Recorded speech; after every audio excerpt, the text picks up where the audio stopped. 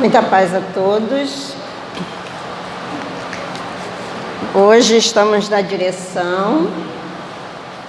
E a leitura para ambientação é do livro Vida Feliz, de Divaldo Franco, pelo Espírito Joana de Ângeles. Lição 95. Refreia os impulsos que procedem dos instintos desgovernados e age sob o comando da razão. É verdade que o sentimento bom deve derreter o gelo da lógica racional. No entanto, muitas vezes a frieza da emoção ou a sua loucura agressiva necessitam da vigilância do raciocínio. Cérebro e coração devem atuar juntos, proporcionando as vantagens do equilíbrio e do comedimento em favor de uma vida sadia.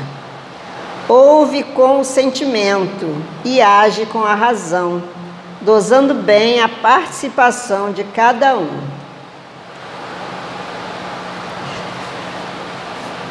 Vamos então, nesse momento, unirmos os nossos pensamentos, agradecendo a Deus, a Jesus, a esses bondosos amigos espirituais, por mais um dia de vida que Deus nos concedeu, pela oportunidade de estarmos reunidos para mais uma manhã de estudo, de esclarecimento e de consolo nessa casa que nos acolhe. Te rogamos bênçãos, Senhor, para todos aqui presentes, encarnados e desencarnados. Pedimos por aqueles que aqui estão a caminho e aqueles outros que aqui não poderão estar. Pedimos por todos os enfermos, nos hospitais, nos lares, nas ruas. Pedimos bênçãos para a irmã, que hoje será intérprete da tua mensagem. Que possamos, Senhor, estarmos envolvidos pelo Teu amor, pela Tua luz. Fica conosco, Senhor, agora e sempre. Graças a Deus. Trabalhadora do CELC. E o tema, o capítulo 27, quem quiser pode pegar o Evangelho lá na recepção para acompanhar. Capítulo 27, pedi e obtereis. Os itens 20 e 21, tema prece pelos espíritos sofredores. Vamos então vibrar com a nossa irmã Simone. Bom dia a todos os irmãos, que Jesus nos envolva nessa manhã, agradecidos por mais uma oportunidade de estarmos juntos estudando o Evangelho. E a gente vai dar continuidade ao capítulo 27, pedi e obtereis, e na semana passada a gente entrou no item 18, da prece pelos mortos e pelos espíritos sofredores. Então, a gente vai fazer só uma lembrança do que foi falado na semana passada pela nossa irmã. No item 18, fala que os espíritos sofredores reclamam preces, necessitam de preces. Todos nós, encarnados e desencarnados, precisamos de preces, porque todos nós sofremos de alguma forma. Aí está assim: a prece tem sobre eles ação mais direta. Por quê? Porque anima-os, incute os desejos de se elevarem pelo arrependimento e pela reparação, e possivelmente desviar-lhes do mau pensamento. Então, os espíritos sofredores, os espíritos desencarnados, principalmente que estão em agonia, em sofrimento, eles precisam dessa prece, porque muitas vezes a prece é a luz que ilumina, é o momento que anima eles para uma nova jornada, faz com que eles reflitam sobre as atitudes deles. Então é necessário sim a prece, tanto para os espíritos desencarnados como para todos nós encarnados, que por algum momento estamos sofridos, angustiados. A prece é esse lenitivo, essa luz que nos ilumina a perceber o caminho, a saída das dificuldades. No item 19, ele vai falar para nós que pessoas há que não admitem a prece pelos mortos. Tem religiões que acham que não é necessária a prece pelo morto. Segundo acredita, a alma só tem duas alternativas: ser salva ou ser condenadas a penas eternas. Em ambos os casos, dizem essas pessoas, para que fazer prece? Se elas são salvas, elas estão salvas. Se estão submetidas às penas eternas, sem remissão, vai estar sempre naquela condição ali. Para que fazer prece? Para que eles tenham uma ajuda, uma iluminação, se já não tem mais motivos e nem solução para a situação daquelas criaturas. E aí, lá no final do 19, fala assim para nós: negar a eficácia da prece, seja em qualquer condição que o espírito esteja, fora negar a eficácia da consolação, dos encorajamentos e dos bons conselhos, fora negar a força que aurimos da assistência moral dos que nos querem bem. Então, negar a prece a um ser, seja em que condição que ele esteja, é negar a consolação. É negar, como diz o Evangelho, o encorajamento para prosseguir. Porque às vezes o espírito acha que está numa condição sem remissão, ele vai estar naquela condição para sempre de sofrer, de não ter uma nova oportunidade. E quando alguém eleva uma prece a ele, dizendo, tenha confiança, pedindo para que ele seja amparado, para que ele veja as oportunidades à sua frente, nesse momento a luz se faz naqueles corações tão sofridos e muitas vezes tão endurecidos. Então é necessário a prece para nós, espíritos sofredores, seja de que ordem for, seja de que grau for o sofrimento. A prece é essa ferramenta que nos ajuda. E nós vamos entrar agora no nosso item, que é o item 20, dando continuidade ao estudo. Outros se fundam numa razão mais especiosa. O que é especiosa? Especiosa é que parece ser verdadeira, mas não é. A imutabilidade dos decretos divinos. Então, algumas razões, né, se liga nesse pensamento. A imutabilidade das leis divinas. As leis divinas não mudam. Deus, dizem esses, não pode mudar as suas decisões a pedido das criaturas. A não ser assim, careceria de estabilidade o mundo. O homem, pois, nada tem de pedir a Deus, só lhe cabendo submeter-se a adorá-lo. Então, para algumas pessoas, para que fazer prece se a gente não pode mudar as leis divinas? Porque se a gente faz prece e as leis são mudadas, e a imutabilidade, e os decretos divinos.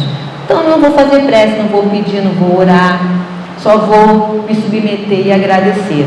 Agradecer sempre. Até nos reveses da vida, a gente agradece pela força, por conseguir passar por eles. Nos submeter é ser submissos a algo que muitas vezes a gente não pode mudar. Não ser rebeldes. Mas a gente deve e pode orar. Não para derrogar as leis divinas, porque a gente não sabe o que está escrito para nós. Porque todos nós, em um momento ou outro, infringimos leis divinas. Mas nós podemos e devemos orar. Não para derrogar, mas para pedir, como a gente viu ali, consolação, força para passar pelas dificuldades. Né? O entendimento da imutabilidade das leis, para que eu vou orar se eu não vou mudar as leis?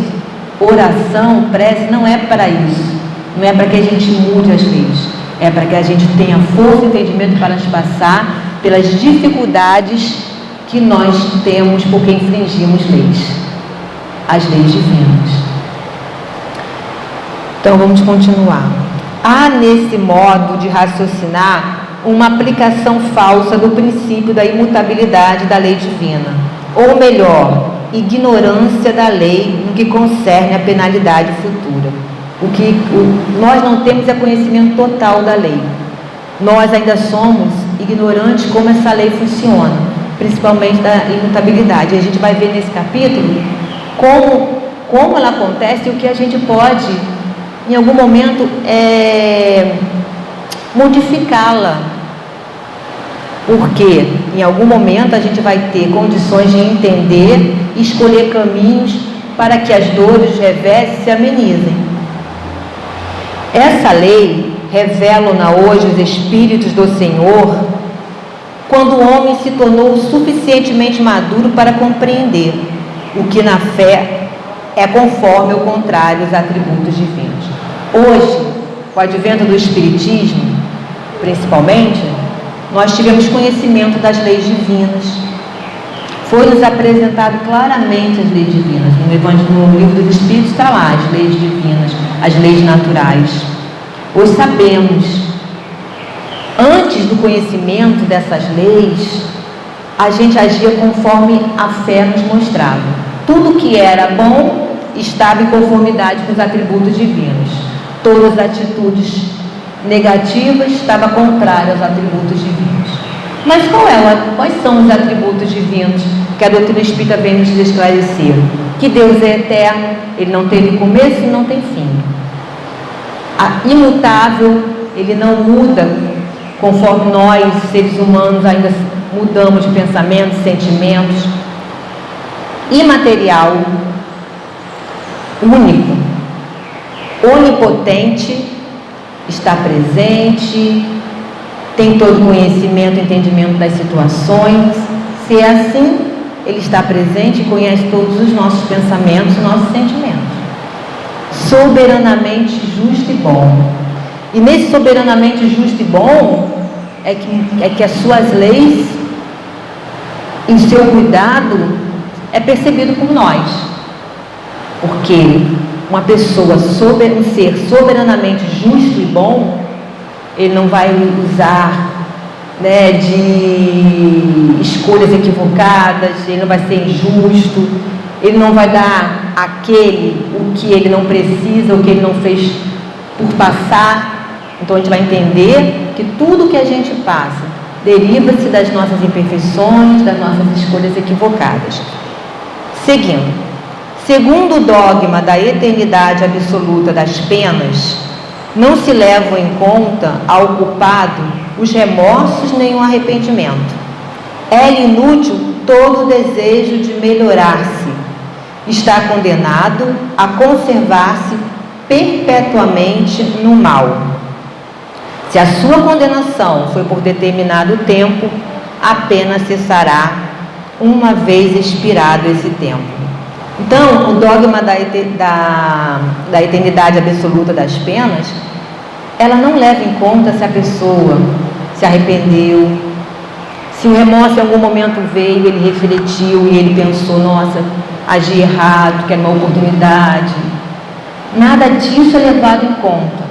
Ele foi condenado àquele tempo, àquele lugar, àquela situação espiritual e ali vai ficar. Não importa se ele se arrependeu, não importa se o remorso veio, ele tem vontade de voltar para o caminho do bem e refazer. Entendeu? Para esse entendimento desse dogma, isso não importa. Foi estabelecido a pena, ali está. Foi feita a salvação, ali está. Não importa o que passa no coração daquela criatura depois. E quando terminar o tempo, aquela pessoa, ela é absolvida, ela sai daquela situação, independente do que passa no coração dela, se houve uma transformação ali ou não, segundo esse dogma, tá, gente? Mas quem poderá afirmar que ele, então, possua melhores sentimentos? Quem poderá dizer que, a exemplo de muitos condenados da terra, ao sair da prisão, ele não seja tão mau quanto antes? Quem poderá dizer que a pessoa mudou, que ele realmente reconheceu o erro, que ele realmente percebeu o equívoco e quer mudar? Quantos prisioneiros aqui da terra, presos, réus, são detidos, passam por anos e saem às vezes mais revoltados, mais violentos, não reconheceram o erro, não quiseram se refazer. Quantos? Mas cumpriram a pena, foram libertos. E muitos rescindem, voltam ali à atitude. ao mesmo aquela que foi preso. Outros não. Outros refaz o pensamento. Viu que errou, uma outra oportunidade de recomeçar quando é liberto. Então, esse pensamento, o dogma da eternidade não tem. Chegou o tempo, é liberto, independente da transformação que aquela experiência ali deu àquele indivíduo. Porque tudo na nossa existência, seja encarnado ou desencarnado, é para aprendizado.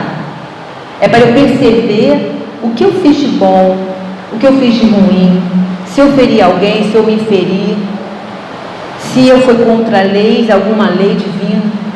Se eu não refiz esse pensamento e não aprendi nada, ainda continuo com ódio, ainda continuo com rancor, querendo me vingar, a gente vai ver quantos irmãos desencarnados ainda vivem querendo vingança.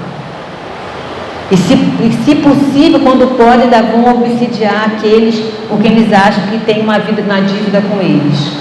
Porque eles não reconheceram nem as suas atitudes equivocadas e nem perceberam que o outro de repente já está mudado, já não é mais aquele.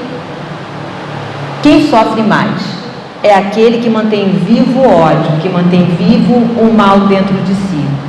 Porque de repente aquele algoz de outras vidas que ele persegue já mudou, já não é mais aquele ser, já está em transformação, já tem outras escolhas. Então, o dogma da eternidade não dá a possibilidade da transformação íntima da criatura.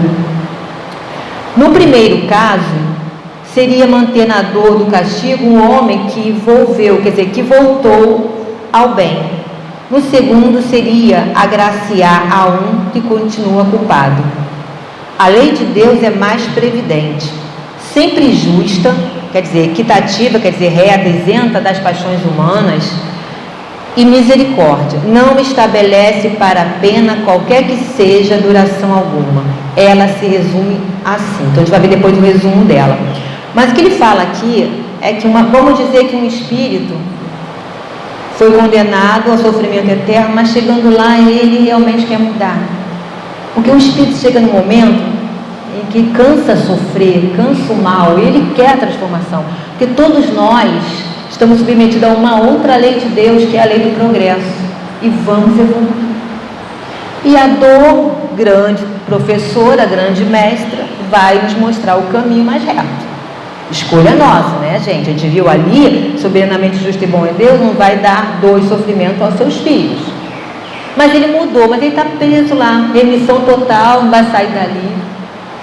Como se condena alguém que quer voltar ao bem, que quer transformar e quer trabalhar no bem, que nunca mais vai ter oportunidade de refazer, de se reconciliar? Há justiça nesse ensinamento? Deus seria justo a um filho que quer uma vida melhor, que quer um caminho reto, não dá a ele essa oportunidade? Vamos nos colocar nessa situação se formos nós com os nossos filhos, que quer uma mudança, que quer algo bom, que quer fazer um trabalho do bem, e eu não permito. Não, você agiu mal, é mal para sempre, vai ficar nessa situação aí equivocada. Não tem direito de mudança não, meu filho. Agora você escolheu esse caminho para sempre. E a criatura não tem direito de mudar, de reconhecer. E aquele que não mudou, que ainda continua no ódio, no vício, ele fala aqui, passou o tempo, é liberto sem a transformação devida. Mas Deus é mais previdente. Deus entende e olha a criatura.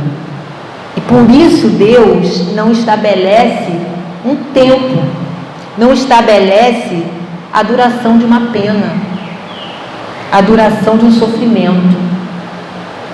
Para você tanto tempo, para você, porque aí Deus faria uma escolha como?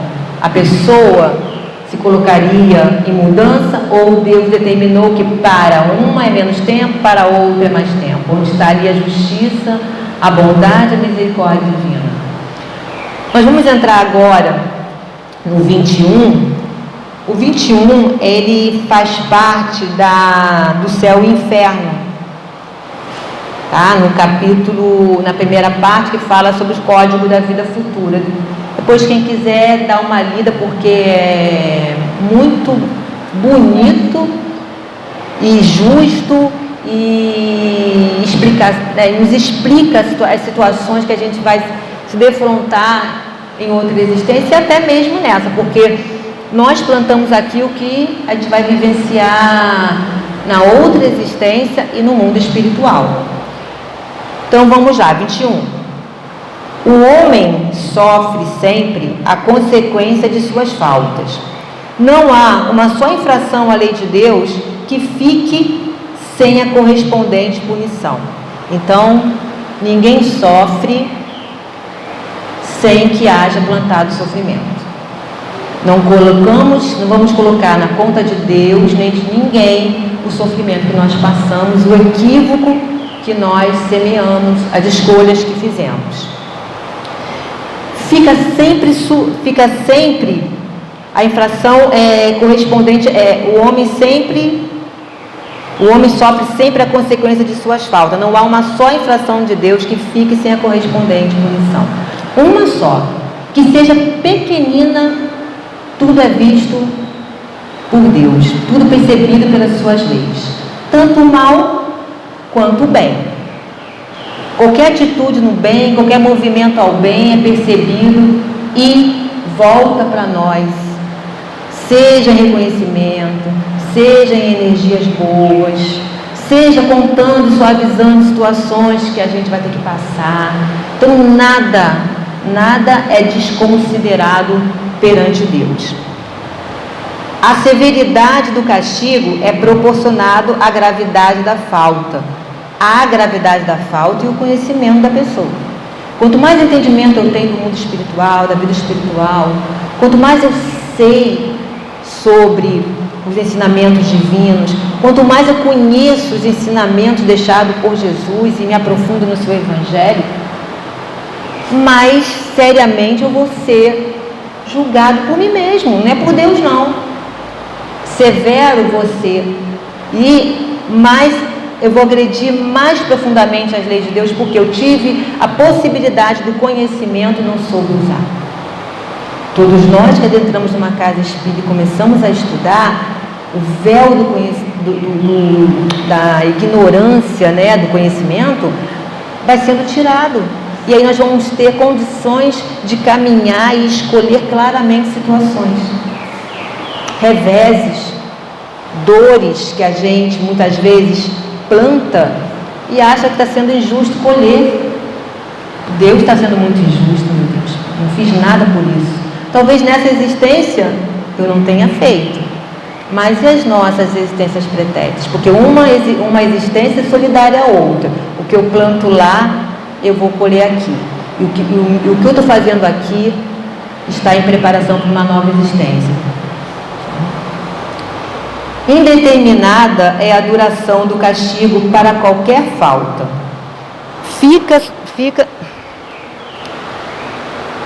Fica subordinada ao arrependimento do culpado e ao seu retorno à senda do bem. A pena dura tanto quanto a obstinação no mal. Seria perpétua se perpétua fosse a obstinação. Dura pouco se pronto o arrependimento. Então não há um tempo determinado. Vai depender de nós. Vai depender do tempo das minhas mudanças, da minha reforma, do meu entendimento, do meu arrependimento. Por exemplo, se eu desencarnei porque em algum momento eu matei alguém, e quando eu desencarno, às vezes é tão instantâneo o arrependimento daquela criatura, já é o começo dela refazer e perceber ajuda, porque eu vou reconhecer o mal que eu fiz. E às vezes não dura muito esse arrependimento. Às vezes esse arrependimento ele acontece em pouco tempo, porque o espírito ele cai em si, porque o espírito não aguenta sofrer por muito tempo. Vai chegar um tempo que ele vai amenizar, ele vai querer que se amenize aquela dor. E aí ele vai se arrepender. E quando ele se arrepende, ele vai perceber do lado dele os irmãos que já estão há muito esperando por ele, para que ele seja atendido, para que ele refaça o caminho. Mas aí, num caso, estou levando assim de extremo, de um irmão tirar a vida do outro, mas temos pequeninas situações que a gente vai fazendo durante a vida, em que em algum momento, quando nós estivermos desencarnados, nós vamos perceber o mal que fizemos e vamos nos arrepender. E às vezes nessa existência mesmo que o arrependimento vem. E a gente ainda consegue fazer com o nosso irmão que está no caminho pedindo perdão, nos reconciliando, tentando amenizar a dor que a gente causou. Que a gente vai lembrar o que Jesus falou: reconcilie com o seu irmão quando está a caminho. E quando estamos a caminho é que nós temos que pedir perdão, refazer o mal através do bem, criar ponte para com o outro, nos ligando, porque a gente não sabe quanto tempo a gente vai ter para voltar, para ter essa oportunidade. Mas a gente vai entender que não adianta apenas o arrependimento da criatura, porque nesse processo existe o arrependimento, a expiação e a reparação. O espírito precisa se arrepender e ele vai ter necessidade de expiar suas faltas, de vivenciar na sua carne, no seu ser, a dor que ele causou ao outro, para aprendizado, para se quitar com as leis. E depois ele vem e ele pede para reparar o mal que ele fez, aquela criatura específica, através do bem. Cuidando, amparando, nascendo juntos, porque a misericórdia de Deus, a encarnação, é essa misericórdia que dá a todos nós a possibilidade de voltarmos e reconstruirmos um novo caminho. Isso começa muitas vezes, nesse momento, o espírito sofrido, com arrependimento, dele pedir ajuda, para que essa ajuda se torne, porque enquanto durar o mal moral na criatura, mais ela sofre. Enquanto a gente não vencer o mal moral que existe dentro de nós, as nossas imperfeições, mais sofredores, mais dor a gente ainda vai conseguir plantar e viver. Desde que o culpado clame por misericórdia, Deus o ouve e lhe concede a esperança. Mas não basta o simples pesar do mal causado, é necessário a reparação, pelo que o culpado se vê submetido a novas provas, em que pode sempre, por sua livre vontade, praticar o bem, reparando o mal que haja feito. Então, essa ideia de não ter salvação, de não ter remissão, liberta o espírito da esperança de uma nova continuidade. Quantos espíritos desencarnados acham, porque ainda traz muitos consigo a ideia do sofrimento eterno, a ideia do, entre aspas, do inferno eterno, concepções das suas religiões, achando que o mal vai ser eterno.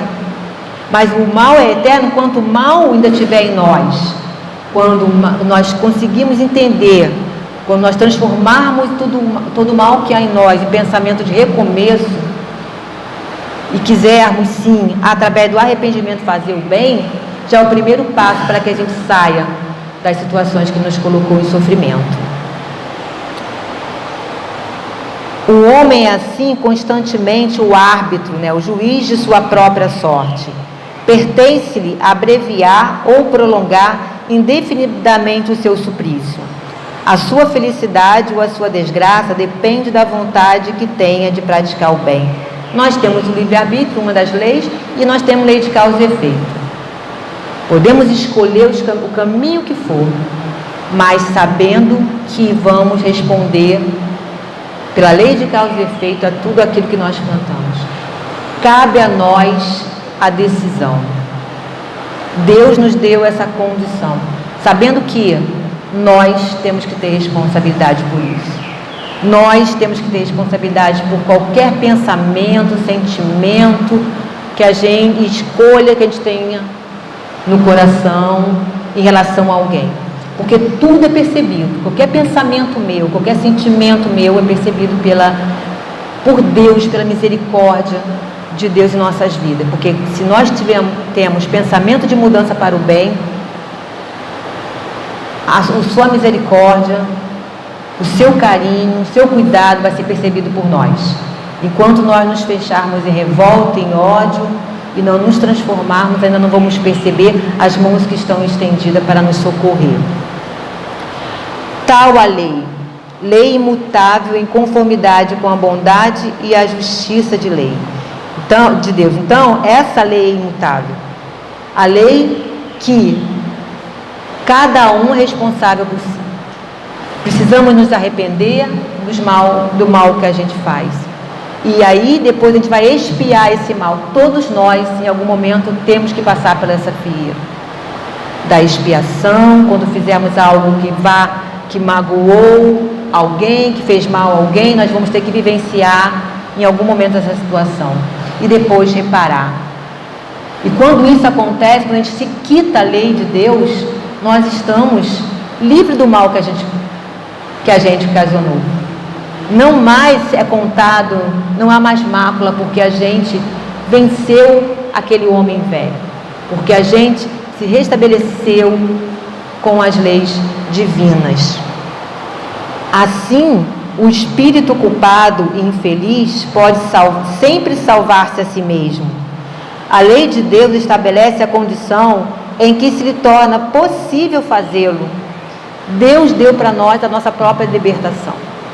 Deus deu para nós a nossa escolha de continuarmos na dor ou não, de continuarmos no ódio ou não.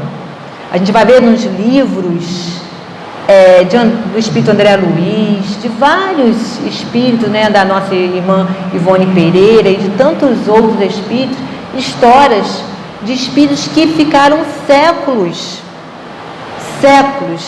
em sofrimento espiritual, alimentando o ódio, vingança, não querendo mudar, achando que o outro era culpado, e ele ficou ali. É para sempre? Enquanto existia aquele sentimento dentro dele, porque o tempo cabe a ele mudar. Mas assim que uma fagulha de arrependimento, de remorso, se estabelecer naquela criatura, a misericórdia é acionada e ele percebe a assistência que está ali há muito tempo do lado dele, ele não percebe, porque nenhum estado no mal, porque a lei do progresso não permite, porque a lei do progresso vai nos impulsionando sempre a procurar Deus, a procurar a evolução. Então, um dia o sofrimento vai cansar e esse irmão vai perceber os irmãos que já estão ali torcendo por ele para que ele saia do caminho do mal.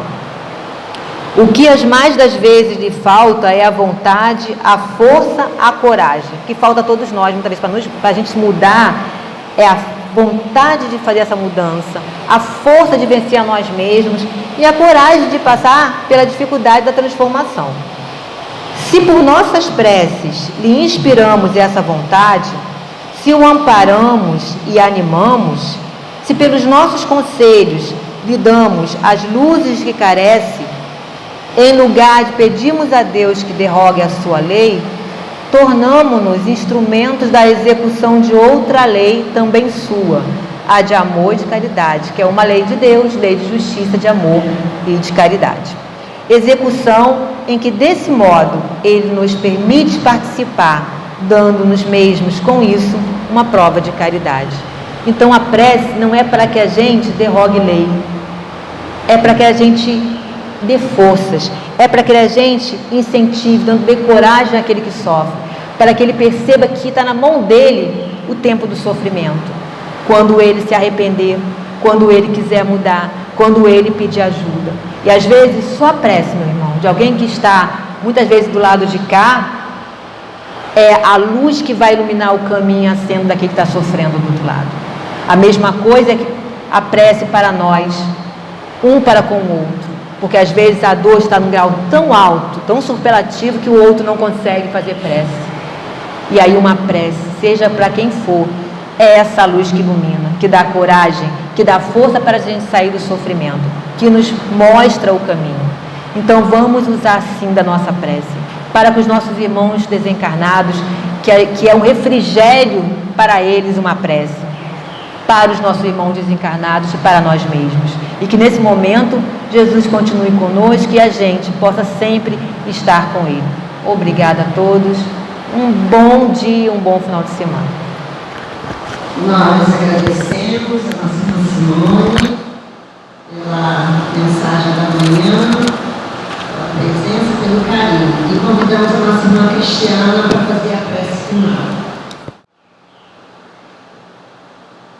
Vamos então fechar nossos olhos, utilizar esse meio tão bonito, tão carinhoso de Deus para nós, que é a prece. Senhor, nosso Pai de infinita bondade, agradecemos pela oportunidade de estarmos aqui, por todo o conhecimento que nos liberta e nos faz seguir mais confiantes na nossa comunidade. Que teu amor, teu carinho por todos nós possa nos servir como bálsamo, remédio, não só para as nossas almas, mas para as almas de todos aqueles que nesse momento passam por alguma dificuldade, estão em busca de respostas, estão em busca, Senhor, de entender o que melhor fazer na sua caminhada. Obrigada, Mestre Jesus, pelo teu amor, por ter sido tão carinhoso, nos deixando tantos conhecimentos, que possamos utilizá-los e seguir a nossa caminhada, colocando em prática tudo aquilo que pouco a pouco vamos aprendendo. Fica conosco, agora sempre, e assim seja. Centro Espírita Luz e Caridade de Santa Cruz. Retorno presencial desde janeiro de 2022. As nossas reuniões públicas de quinta-feira, às 9h30, e sexta-feira, às 20 horas, retornaram presencialmente nos dias 6 e 7 de janeiro de 2022, seguindo os protocolos sanitários e conforme a capacidade de espaço, mantendo-se o devido distanciamento. Sugerimos que as pessoas levem suas garrafinhas de água. Não está havendo evangelização infantil nesses dias, devendo as crianças ficarem sentadas junto com seus responsáveis. Estudos 2022, presenciais ou online. Inscrições pelo formulário. Estudo sistematizado da doutrina espírita, a partir dos 22 anos. Presencial, aos sábados, das 16h30 às 18 horas. Iniciou-se em 5 de fevereiro de 2022. Online, às segundas e quartas quintas-feiras, das 20 às 21 horas. Iniciou-se em 10 de fevereiro de 2022. Evangelização Espírita da Juventude, dos 13 aos 21 anos. Presencial aos domingos, das 10 às 11h30. Iniciou-se em 6 de fevereiro de 2022. Evangelização Espírita da Infância e da Família. Presencial para crianças de 3 a 12 anos, pais e responsáveis. Aos domingos, das 10 às 11h30. Iniciou-se em 6 de março de 2022.